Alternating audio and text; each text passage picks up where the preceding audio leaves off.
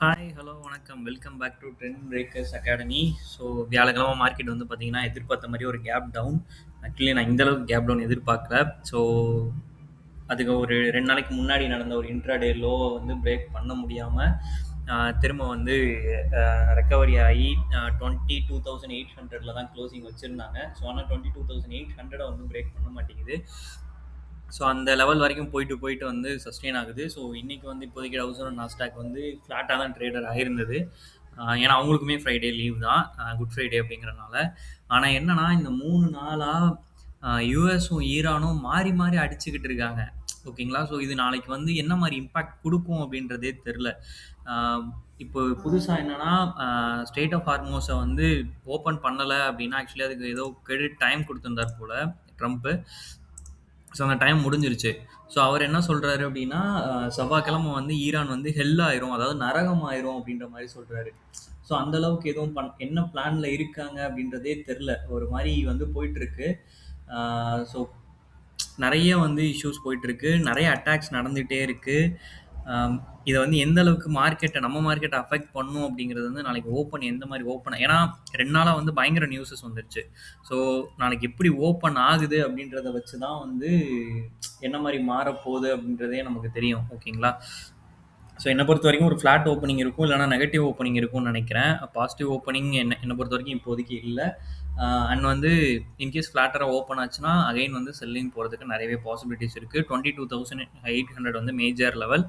So அதை break பண்ணுச்சு அப்படின்னா இப்போதைக்கு வந்து நெக்ஸ்ட் சப்போர்ட்டாக வந்து 22,300 வந்து கொஞ்சம் ஸ்ட்ராங்காக ஆக்ட் ஆகிட்டு இருக்கு. ஸோ கண்டிப்பாக அந்த லெவல் அடுத்த சப்போர்ட்டாக இருக்கும், மைனர் சப்போர்ட்டாக. அதை பிரேக் பண்ணுச்சுன்னா 21,800 தான் அடுத்த சப்போர்ட், அதான் மேஜரான சப்போர்ட். ஓகேங்களா? இதுதான் நிஃப்டியோட லெவல்.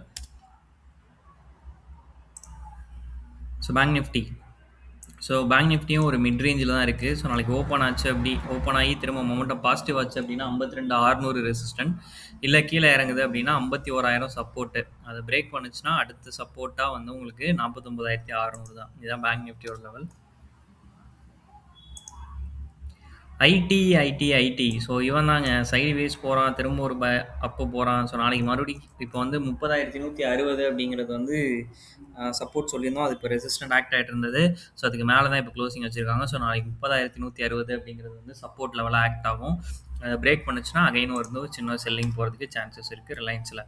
ஹெச்டிஎஃப்சி பேங்க் இப்போ 750 க்ளோசிங்க, 740 சொல்லியிருந்தோம். 750 நாளைக்கு மறுபடியும் 740 வந்துருவான்னு தான் நான் நினைக்கிறேன்.